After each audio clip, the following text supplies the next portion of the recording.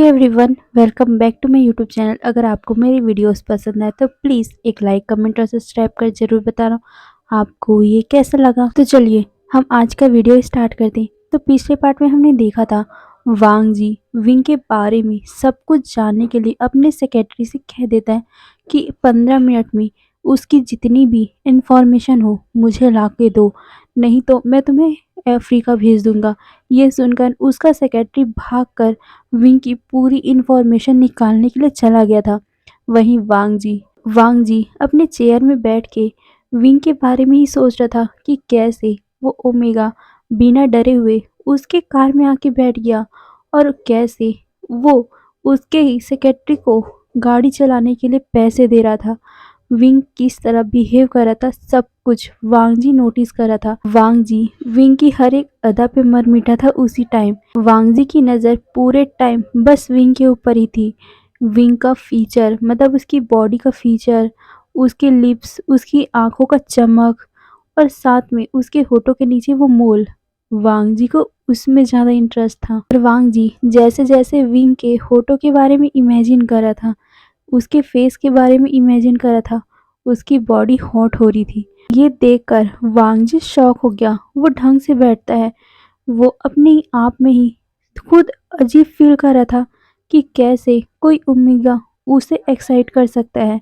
आज तक उसने इतनी सारी ओमेगाओं को देखा है, इतने सारे ओमेगा उसे प्रपोज करते हैं, उसे सेड्यूस करने की कोशिश करते हैं। कितने लोगों ने तो उसे ड्रग भी देने की कोशिश की है, पर आज तक वांग जी ने अपना कंट्रोल नहीं खोया। पर इस ओमेगा में क्या ऐसा जादू है कि उसने वांग जी को उसके सोचने पर ही इतना ज़्यादा एक्साइट कर दिया। वांग जी अब तो इस ओमेगा को अपना बना के रहेगा, वांग जी ने ठान लिया था। वांग जी यही सब बातें सोच रहा था और वो अपने मन में बोल रहा था, ओमेगा तुम तो अब मेरे ही होगे। तुम पहले ओमेगा हो जो मेरे ख्वाबों में आ रहा है, तो अब तो तुम किसी और के ख्वाबों में आ ही नहीं सकती। अब तुम्हें पाने का हक सिर्फ मेरा होगा। ये बोलते हुए वो अपने सोफे पर मतलब कि जो कुर्सी बैठा हुआ था उसके पीछे में टेक लगा लेता है। तभी भागते हुए उसका सेक्रेटरी वापस उसी कैबिन में आता है। वांग जी उसे बोलता है आओ।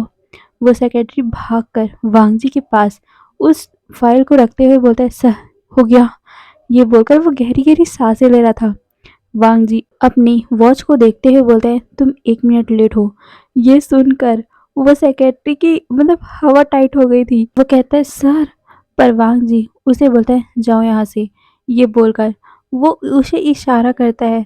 वो सेक्रेटरी अपना सर मतलब नोट करता है और उसे बो करता है और अपने दिल पे हाथ रखते हुए बोलता है थैंक गॉड सर ने मुझे कुछ नहीं बोला। तभी अचानक से वांग जी उसे आवाज़ देते हुए कहता है तुम 1 मिनट लेट हो, इसलिए तुम्हारा पनिशमेंट है कि तुम सिंचैन को मुझसे 2 दिन के लिए दूर रखो।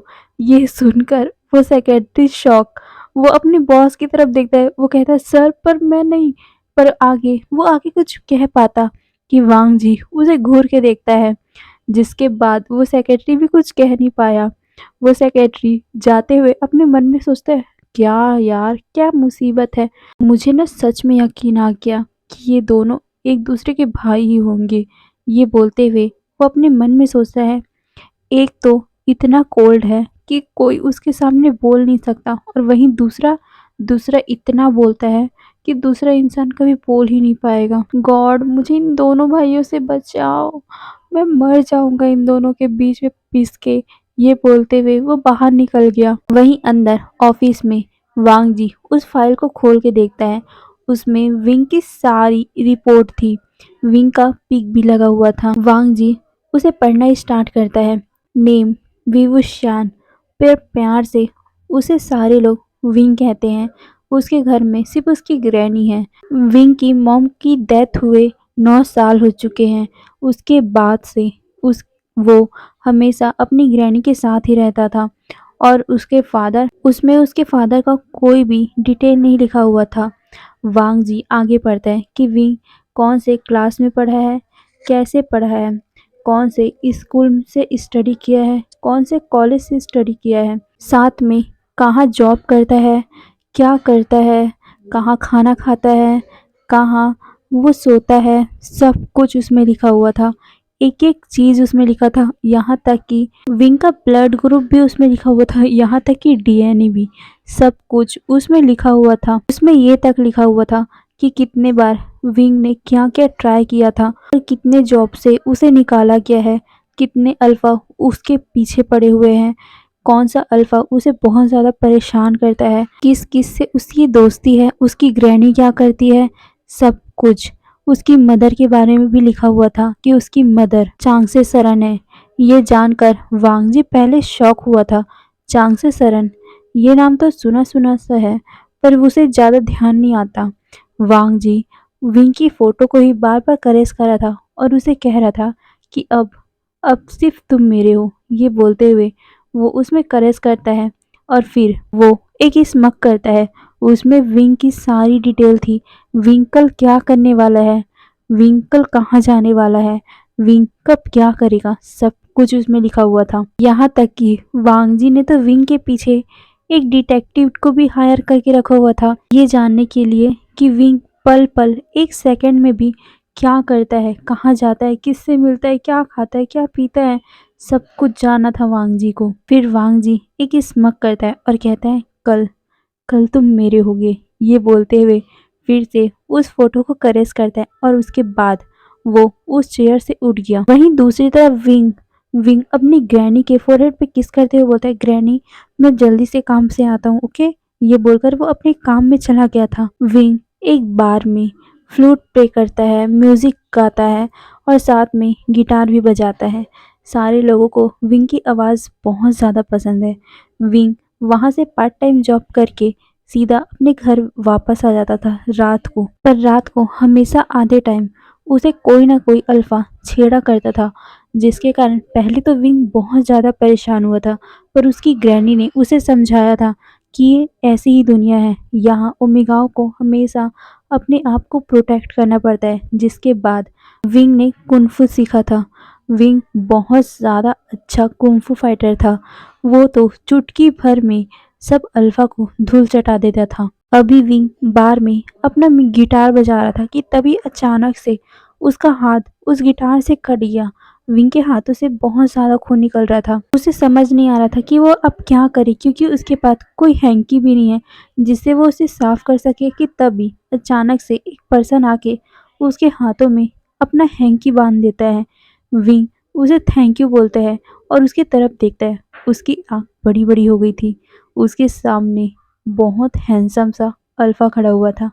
विंग तो एक पल के लिए उस अल्फा को देखता ही रह गया। फिर हड़बड़ाते हुए वो उस पर्सन को ग्रीट करते हुए बोलता है, थैंक्स आपकी इस हैंकी के लिए। तभी वो पर्सन कहता है फिर विंग उस पर्सन से कहता है, आपको कुछ और सुनना है क्या? आप बता दीजिए, आपने मेरी हेल्प की है तो मैं आपके लिए कुछ सुना देता हूँ। पर वो पर्सन कहता है, तुम्हारे हाथ में तो कट लग गया है, तुम गिटार कैसे बजाओगे? पर वो पर्सन की बात सुनकर विंग कहता है, गिटार नहीं तो क्या मैं फ्लूट बजा सकता हूँ आपके लिए? ये सुनकर वो पर्सन कहता है, तुम्हें फ्लूट बजाना आता है? विंग अपना सर हिलाते हुए बोलता है, क्या आपको सुनना है? वो पर्सन कहता है, आप सुनाना चाहते हो तो सुना दो। ये बोलकर वो एक छोटा सा स्माइल विंग की तरफ देता है। विंग तो उस स्माइल में फिदा ही हो गया था। उससे वो आंखें ही चुरा नहीं पा रहा था, मतलब हटा ही नहीं पा रहा था। वो पर्सन विंग के सामने ही जाके बैठ गया था। विंग अपने बैग से फ्लूट निकालता है और उसे बजाने लगा। बार में जितने भी लोग थे, विंग के फ्लूट की आवाज़ सुन के सारे लोग विंग की तरफ देखने लगे। विंग पहले गिटार बजाया करता था। आज से पहले उसने कभी भी बार में फ्लूट नहीं बजाया था, इसीलिए किसी को भी नहीं पता था कि विंग फ्लूट बजा सकता है। पर उस पर्सन के कहने पर विंग फ्लूट बजा रहा है और सारे लोगों को विंग की फ्लूट सुनकर इतनी ज़्यादा, मतलब उन्हें कितना ज़्यादा पसंद आ रहा था ना कि कोई बता ही नहीं सकता। सारे लोग चुपचाप बैठ के विंग की धुन में अपना सर हिलाने लगे। किसी किसी ने तो अपनी आंखें भी बंद कर ली थी। वो तो अपने ख्वाबों में खो गए थे। वहीं वो पर्सन सिर्फ और सिर्फ विंग की आंखों में देख रहा था। जैसे ही फ्लूट की आवाज़ बंद हुई, वो पर्सन बहुत तेज़ी से क्लैपिंग करने लगा। जिसके बाद विंग ने अपनी आंखें खोल के उस पर्सन को देखा। वो पर्सन विंग की तरफ ही देख रहा था। विंग भी एक छोटा सा स्माइल करता है क्योंकि उसने ज़्यादा लोगों के सामने फ्लूट प्ले नहीं किया था, पर जितने लोग उस फ्लूट को सुन रहे थे उन सभी ने उसके लिए ताली बजाया था। ये सुनकर उसके दिल में एक हल्का सा खुशी होता है। वो पर्सन विंग के सामने आते हुए बोलता है, तुमने बहुत अच्छा बजाया। ये सुनकर विंग भी उसे कहता है, थैंक्स, आपके कारण मैं इसे बचा पाया हूँ। ये बोलते हुए वो उस पर्सन को भी ग्रीट करता है। फिर वो पर्सन विंग को बाय बोल के वहाँ से चला गया था। वहीं विंग का भी ये शिफ्ट खत्म हो गया था, इसीलिए वो भी अपना बैग पैक करके बाहर निकलता है। बाहर जाते टाइम उसके सामने बहुत सारे अल्फा आके खड़े हुए थे। विंग को पता है ये सारे अल्फा हमेशा विंग को परेशान करने के लिए यहीं पर ही खड़े रहते हैं, पर आज आज तो कुछ ज़्यादा ही अल्फा है। विंग उन सभी की तरफ ही देख रहा था, पर अचानक से किसी अल्फा ने उसे छूने की कोशिश की, जिसके बाद विंग ने उस अल्फा को अच्छी खासी सबक भी सिखा दी थी। पर जब सारे अल्फाओं ने देखा कि विंग ने कैसे उस अल्फा को मारा, उन अल्फाओं को उन्हें ना बहुत ज़्यादा गुस्सा आ गया और वो विंग को पकड़ने के लिए आगे बढ़ने लगे। विंग बहुत अच्छे से उन सभी के साथ फाइटिंग कर रहा था, पर वो धीरे धीरे करके थकने लगा था क्योंकि विंग अकेला था और वो सारे अल्फा 20 से 25 विंग सारे लोगों को मार तो रहा था, पर सारे फिर से उठ के विंग के पास आ रहे थे। विंग बुरी तरह थक रहा था, उसे बहुत ज़्यादा थकावट हो रही थी, जिसके कारण वो धीरे धीरे करके कमज़ोर पड़ रहा था। विंग उन सारे अल्फाओं के सामने फंस गया था। विंग को पता चल रहा था कि अब वो और लड़ नहीं पाएगा। वो बहुत ज़्यादा थक चुका है। वो इन अल्फाओं के सामने टिक नहीं पाएगा। इसीलिए वो अब वो हेल्पलेस महसूस कर रहा था। वो अब चाह रहा था कि कोई उसकी आके मदद कर दे। विंग अब भागने लगा था, पर अचानक से वो देखता है कि जिस तरफ वो भाग रहा है वहाँ तो दीवार खड़ी है, आगे कोई जगह ही नहीं है। विंग अब परेशान हो गया था। वो सामने जितने भी अल्फा थे उन सभी की तरफ देख रहा था। वो डर गया था कि अब क्या होगा, पर तभी उन सारे अल्फाओं के पीछे से एक आवाज आती है, तुम सभी उस ओमेगा के साथ क्या करने वाले हो? ये सुनकर वो सारे अल्फा पीछे मुड़ के देखते हैं। विंग भी शॉक हो गया था कि ये अब कौन आ गया। वो सारे अल्फा जो पीछे खड़ा इंसान था उससे कहता है, तुम्हें कोई लेना देना नहीं होना चाहिए, निकल जाओ यहाँ से अगर तुम्हें अपनी भलाई चाहिए तो। पर वो जो इंसान था वो कहता है, तुम लोग ये अच्छा नहीं कर रहे हो, वो ओमेगा को जाने दो। ये सुनकर सारे अल्फा हंसने लगे। वो कहते हैं, जाने दे? इतनी मुश्किल से ये ओमेगा हमें हमारे हाथ लगा है तो हम इसे जाने दें? नहीं, कितने महीनों से हम इसका इंतज़ार कर रहे हैं। ये बोलते हुए वो उस अल्फा को बोलता है, यहाँ से चले जाओ अगर अपने आप को ज़िंदा रखना चाहते हो तो। पर वो पर्सन जो सामने खड़ा हुआ था वो कहता है, अगर तुम लोगों को अपनी सलामती चाहिए तो तुम लोग उस ओमेगा को छोड़ दो।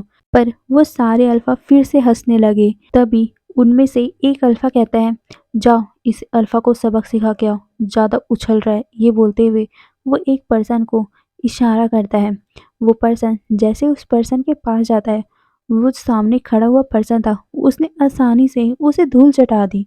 ये देखकर जो पर्सन जो अल्फा में ग्रुप में लीडर था वो सबको कहता है, इस अल्फा को मार दो, उसके बाद ही हम इस ओमेगा को छुएंगे। ये बोलते हुए वो सारों को उस अल्फा को मारने के लिए भेज देते हैं।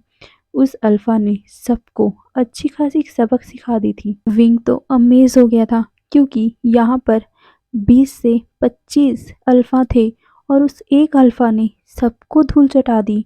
वो पर्सन विंग को देख रहा था कि तभी अचानक से एक अल्फा उस अल्फा के जो विंग को बचाने आया था उस अल्फा के पीछे से उसे अटैक करने वाला था कि विंग जोर से चिल्ला के बोलता है, पीछे देखिए आपके।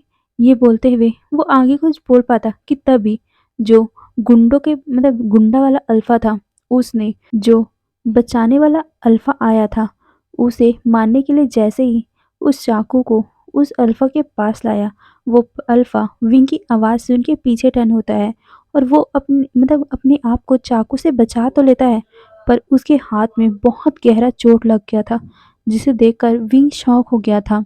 और वो पर्सन अच्छा खासा जो विंग को बचाने आया था वो पर्सन उस बुरे अल्फा को बहुत अच्छे से धूल चटा देता है और सारे अल्फा वहां पर बेहोश पड़े हुए थे। विंग जैसे ही देखता है कि उस पर्सन के हाथों से इतनी ज्यादा खून निकल रही है, विंग भाग के उस अल्फा के पास जाता है और अभी जो उसके हाथों में मतलब विंग के हाथों में भी तो चोट लगा था ना, और उसने अपने हाथों में हैंकी बांधा हुआ था, उसी हैंकी को निकाल कर वो अच्छे से झड़ाता है और फिर उसी हैंकी को पानी से साफ करके उस इंसान के जख्मों को अच्छे से साफ करता है और फिर उसी हैंकी को फिर से साफ करके उसी पर्सन के हाथ में बांध देता है। वो पर्सन विंग को ही देखे जा रहा था, उसे इस दर्द से कोई भी लेना देना नहीं था, बस उसे देख रहा था तो सिर्फ विंग। हाँ, ये पर्सन और कोई नहीं वांग जी है। विंग वांग जी के लिए बहुत ज़्यादा कंसर्न हो गया था क्योंकि वांग जी ने उसे इतने सारे अल्फाओं से बचाया है। वो अगर नहीं आता तो अभी विंग के साथ क्या हो जाता। वांग जी विंग को कहता है शांत हो जाओ, मुझे कुछ नहीं हुआ है। विंग बोलता है पर आपके हाथों से बहुत ज़्यादा खून निकल रहा है, आई एम सॉरी, आपको मेरे कारण चोट लग गई। ये बोलते हुए वो वांग जी की तरफ देखता है। विंग वांग जी को ग्रीट करते हुए बोलता है थैंक्स, आपके कारण मैं इन सारे अल्फाओं से बच गया। ये सुनकर वांग जी कहता है कोई नहीं, वैसे भी मैं तो बस एक राहगीर था जो तुम्हें बचाने आ गया। ये सुनकर विंग एक हल्का सा स्माइल करता है और कहता है आपके हाथों में बहुत गहरा चोट लगा है, चलिए हॉस्पिटल चलिए। ये बोलते हुए वो वांग जी का हाथ पकड़ लेता है और उसे एक टैक्सी में बैठाकर हॉस्पिटल ले जाता है। कुछ ही टाइम में वो दोनों हॉस्पिटल पहुंच चुके थे। हॉस्पिटल में विंग वांग जी का हाथ पकड़ के ही डॉक्टर के पास ले जाता है। विंग को बहुत ज़्यादा डर लग रहा था क्योंकि वांग जी के हाथ पे सच में बहुत गहरी चोट लगी हुई थी। कुछ ही टाइम में डॉक्टर वांग जी के हाथों को देख रहे थे। वो देख रहे थे कि वांग जी के हाथों में कितना गहरा चोट लगा हुआ था। वो वांग जी से कहते हैं कि यहाँ पर आपको टाँके लगेंगे। विंग कहता है कितने टाँके, इन्हें कुछ होगा तो नहीं ना, कुछ इन्फेक्शन तो नहीं हो जाएगा ना। नहीं, आपका बॉयफ्रेंड बहुत जल्दी ही ठीक हो जाएगा। ये सुनकर विंग शॉक था, बॉयफ्रेंड मेरा। ये सोच बोलते हुए वो वांग जी की तरफ देखता है। वांग जी जब ये सुनता है उसके फेस में एक छोटा सा स्माइल आ गया था। वहीं विंग डॉक्टर से कहता है नहीं नहीं, ये मेरे बॉयफ्रेंड नहीं है। तभी वो डॉक्टर कहता है बॉयफ्रेंड नहीं है तो कौन है? आप इतनी ज़्यादा फिक्र कर रहे हो, मुझे लगा आपका बॉयफ्रेंड होगा, आई एम सॉरी। ये बोलते हुए डॉक्टर विंग और वांग जी को ग्रीट करता है। वांग जी कहता है कोई बात नहीं। ये बोलकर वो डॉक्टर की तरफ देखता है। वहीं डॉक्टर भी वांग जी का इलाज करने लगा। वांग जी के हाथों में बहुत गहरी चोट लगी थी जिसके कारण उसे 5 टाँके लगते हैं। वांग जी के हाथों में बहुत गहरा चोट लगा था, इसके कारण उसे कई दिनों तक आराम करने के लिए बोला गया था। वांग जी एक बहुत बड़ा बिजनेसमैन था और साथ में एक्टर भी। उसकी बॉडी में एक हल्का सा चोट भी उसको इफ़ेक्ट कर सकता था और अभी तो उसके हाथों में इतना गहरा चोट लगा है तो उसकी मतलब कितना ज़्यादा उसे नुकसान होगा। वांग जी को उस नुकसान से कोई अभी फ़र्क नहीं पड़ रहा था, उसे फ़र्क पड़ रहा था तो सिर्फ विंग से। विंग उसके लिए इतना ज़्यादा केयर कर रहा है, विंग उसके पास है। वांग जी को बस यही सोच सोच कर बहुत ज़्यादा खुशी मिल रही थी। कुछ ही टाइम में वांग जी और विंग हॉस्पिटल से बाहर आते हैं। विंग वांग जी को फिर से सॉरी भी बोलता है और थैंक्स भी बोलता है और कहता है अगर आपको कुछ भी मुझसे ज़रूरत होगी आप मुझे पक्का बताइएगा, मैं आपके लिए कुछ भी कर सकता हूँ। ये सुनकर वांग जी कहता है सच में कुछ भी कर सकते हो? विंग कहता है हाँ, आपने मेरी जान बचाई है और मेरे कारण आपको चोट लगी है तो आप जो बोलोगे मैं वो करूँगा। ये बोलते हुए वो वांग जी की तरफ ही देख रहा था। वांग जी विंग की तरफ देखते हुए कहता है तो फिर क्यों ना आप मेरे बॉयफ्रेंड बन जाओ। ये सुन विंग शॉक था, वो कहता है क्या? वांग जी कहता है हाँ, आप मेरे बॉयफ्रेंड बन जाओ। ये सुन विंग कहता है ये आप कैसी बातें कर रहे हो, मैं आपका बॉयफ्रेंड क्यों बनूं भला? वांग जी कहता है क्योंकि मैंने आपकी मदद की है। ये सुनकर विंग कहता है मदद की है तो क्या मैं आपका बॉयफ्रेंड बन जाऊं? ये कैसा लॉजिक हुआ? वांग जी विंग की तरफ देखते हुए कहता है मैंने आपकी मदद की है तो आप मेरी मदद कर दो। पर विंग कहता है नहीं, मैं आपका बॉयफ्रेंड नहीं बन सकता, आप ये कैसी बातें कर रहे हो? तभी वांग जी कहते हैं तुम्हें पता है इस हाथ का कितना कीमत है? विंग उसके हाथ की तरफ देखता है फिर उसके फेस की तरफ। विंग को पता भी नहीं था वांग जी असल में है कौन। उसे ना नफरत हो गई थी, जो फिल्म इंडस्ट्री थी उससे उसे नफरत है क्योंकि उसकी मदर का डेथ भी तो उसी फ़िल्म इंडस्ट्री के कारण ही हुआ है ना, इसीलिए आज तक विंग ने कोई भी फ़िल्म देखी नहीं है और उसे पता भी नहीं है कि वांग जी असल में है कौन। वो कहता है, कितनी कीमत हो सकती है? बताइए, मैं देने को तैयार हूँ। वांग जी उसे देखते हुए एक स्mirk करता है और कहता है, सच में तुम दे पाओगे? विंग अपना सर हाँ में हिलाता है। फिर वांग जी के होठों में एक नोटी सी स्माइल आ गई। वो कहता है, ठीक है, तुम्हें तो पता ही है, डॉक्टर ने मुझे कहा है कि 1 हफ्ते तक कुछ भी काम न करने के लिए, और मेरा 1 हफ्ते का कमाई ही करीबन $30 मिलियन है, तो तुम मुझे दे दो अभी। ये बोलते हुए वो विंग के आंखों में देख रहा था। Wing shock, $30 million. उसकी शॉक में आंखें बड़ी बड़ी हो गई थी।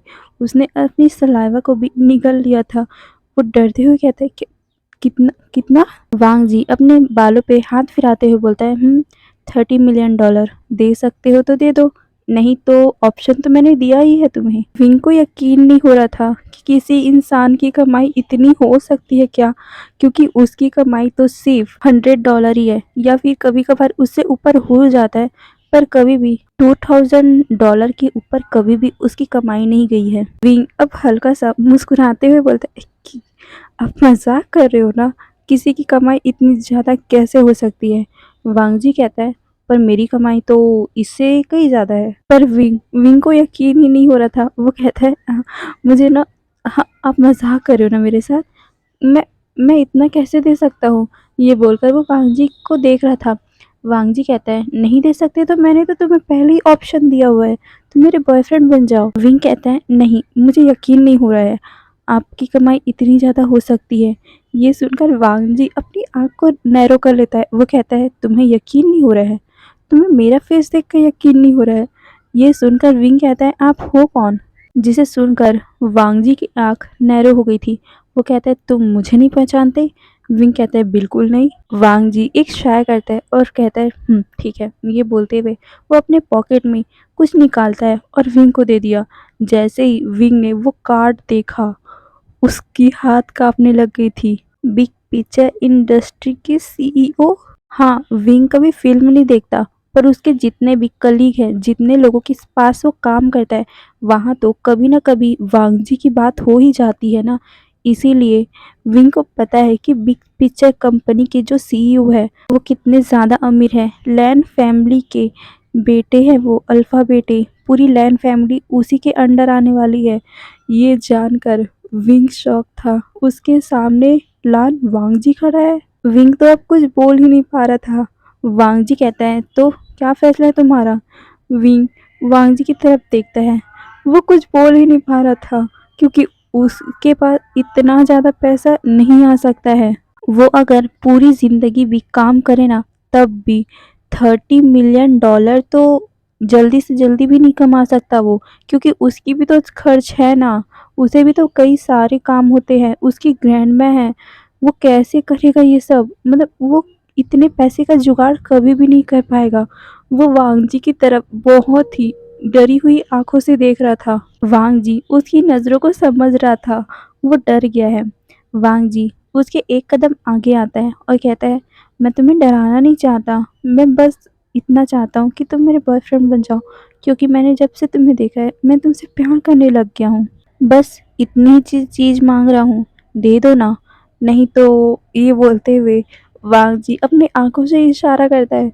विंग को समझ आ गया था कि वांग जी, मतलब विंग ने अगर हाँ नहीं कहा तो उसे $30 मिलियन वांग जी को देना पड़ेगा। वो वांग जी की तरफ बड़ी प्यारी, मतलब उसकी आंखों में कुछ अलग ही था। वो डरा हुआ था, वो कुछ बोल नहीं पा रहा था। वहीं वांग जी उसकी आंखों को समझ रहा था। वांग जी कहता है, तो फिर क्या है तुम्हारा जवाब? विंग अपने दिल में सोचता है, मेरे पास जवाब ही क्या है, मैं $30 मिलियन नहीं दे सकता। विंग अपनी आंखों को नीचे कर लेता है। वो कुछ बोल ही नहीं रहा था। वांग जी कहता है, क्या हुआ, बोलो ना, क्या तुम मेरे बॉयफ्रेंड बनोगे? विंग अभी भी अपनी आंखों को नीचे रख के खड़ा हुआ था। उसे अपने मन में, मतलब वो अपने मन में सोच रहा था, मेरे पास कोई ऑप्शन है ही कहाँ। विंग की जवाब ना पाकर वांग जी कहता है, क्या हुआ, कुछ बोलोगे? मेरे पास ज़्यादा टाइम नहीं है, तुम्हें पता है ना, मेरी हर एक सेकंड बहुत कीमती होता है। ये सुनकर विंग अपने मन में कहता है, कीमती होता है तो जाओ ना यहाँ से, मुझे क्यों परेशान करने आ गए। पर वो ये बात कुछ कह ही नहीं पाया, क्योंकि उसे पता है लान वांगजी कौन है। मतलब उसे पता चल गया कि लान वांगजी कौन है, उससे वो बहस नहीं कर सकता। वांगजी उसके तरफ नैरो आइज से देख रहा था। वो कहता है, तुम्हारा जवाब क्या है, तुम मेरे बॉयफ्रेंड बनोगे या नहीं। विंग कहता है, मैं आपका बॉयफ्रेंड कैसे बन सकता हूँ। पर वांगजी कहता है, तो ठीक है, तुम मुझे $30 मिलियन 1 हफ्ते के अंदर दे देना। ये सुनकर विंग की आंखें बड़ी बड़ी हो गई थी। वो कहता है, मैं कैसे दूंगा ये $30 मिलियन, मेरी इतनी कमाई नहीं है। पर वांगजी कहता है, पर मुझे तो लॉस हो जाएगा, मेरी इतनी बड़ी कंपनी है, उसमें भी बहुत सारे एम्प्लॉय काम करते हैं।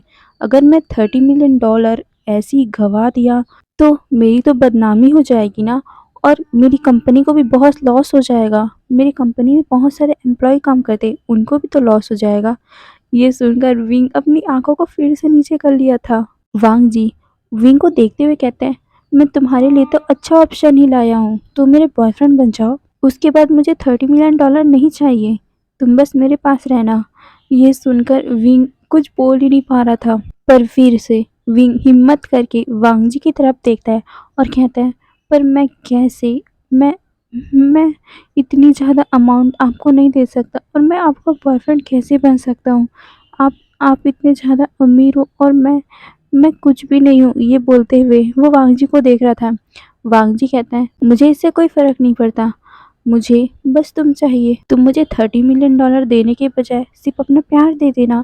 ये सुनकर वांग जी की तरफ शॉकिंगली देख रहा था। वांग जी उसकी आंखों में देखते हुए बोलता है, देख लो, मैं दोनों ऑप्शन को नहीं ठुकरा सकता ना, क्योंकि दोनों में मुझे लॉस हो जाएगा। एक तरफ मुझे $30 मिलियन कमाने पड़ेंगे फिर से बहुत मेहनत करके, और दूसरा तुम भी मुझे मिलोगे नहीं, तो मेरा तो बहुत ज़्यादा नुकसान हो जाएगा।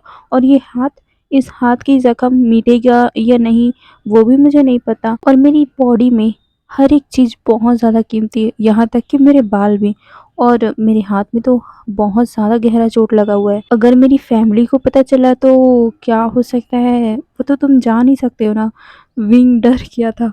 वांग जी की फैमिली, लैंड फैमिली उसके साथ क्या करेगी। पर वांग जी कुछ सोचने की एक्टिंग करते हुए बोलते हैं, पर अगर तुम मेरे बॉयफ्रेंड हो और मुझे तुम्हारे कारण चोट लगेगा तो वो सब कुछ नहीं बोलेंगे।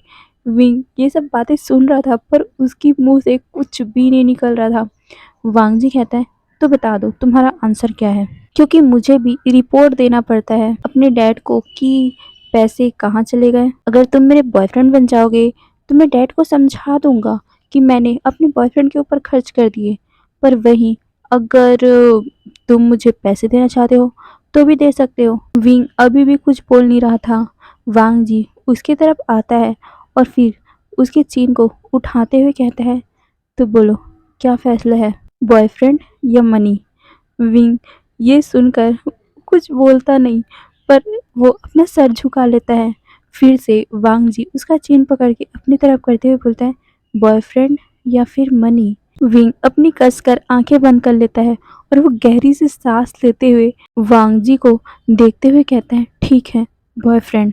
ये सुनकर वांग जी के होठों में एक बड़ा सा स्माइल आ गया था, और वो बिना कुछ सोचे समझे विंग के होठों को किस कर लेता है, क्योंकि इतने टाइम तक वांग जी अपने आप को विंग से, मतलब विंग को टच किए बिना कैसे रहा है उसे ही पता है। वांग जी जितने टाइम भी विंग से बातें कर रहा था उसकी नज़र सिर्फ विंग के होठों पे थी। विंग कैसे उस होठों को बाइट कर रहा है, कैसे वो बातें कर रहा है, कैसे अपनी आंखों को नीचे करके खड़ा हुआ है, और नर्वसनेस के कारण वो बार बार अपने होठों को बाइट कर रहा था, जिसे देखकर वांग जी को अपने आप से कंट्रोल ही नहीं हो रहा था। वो विंग को खींच कर किस करना चाहता था, पर वो ऐसे भी नहीं करना चाहता था। वो विंग को अपना बॉयफ्रेंड बनाकर ही किस करना चाहता था, और जैसे ही विंग ने अपना हाँ बोला, मतलब वो बोला ना कि वो वांग जी का बॉयफ्रेंड बनने को तैयार है, तब वांग जी कंट्रोल नहीं कर पाया अपने आप को, और वो रफली विंग को किस करने लग गया था। विंग पहले स्ट्रगल कर रहा था क्योंकि वो किस को नहीं चाहता था, पर वांग जी उसके सर को टाइटली पकड़कर उस किस को और भी डीप करने लगा। यहाँ तक कि उसने तो अपनी टंग को भी विंग के मुंह के अंदर इंसर्ट कर दिया था। दोनों बहुत टाइम तक किस करते, मतलब दोनों तो नहीं, वांगजी विंग को किस करता है। उसके बाद जैसे ही विंग सांस नहीं ले पा रहा था ना, वो वांगजी के चेस्ट में हल्का हल्का हिट करने लगा, तब जाकर वांगजी ने विंग को छोड़ा था। तो चलो आज के लिए बस इतना ही, फिर कल के पार्ट पे देखेंगे आखिर क्या होगा आगे।